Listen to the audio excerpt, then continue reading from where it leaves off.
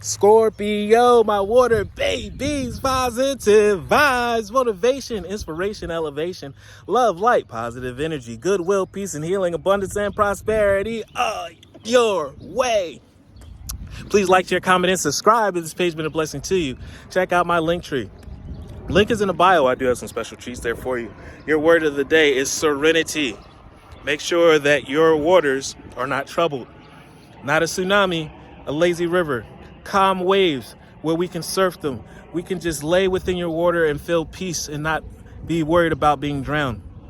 Serenity comes from within because you should have all positivity, all confidence. Because you've won, you shall be successful. So go with the flow.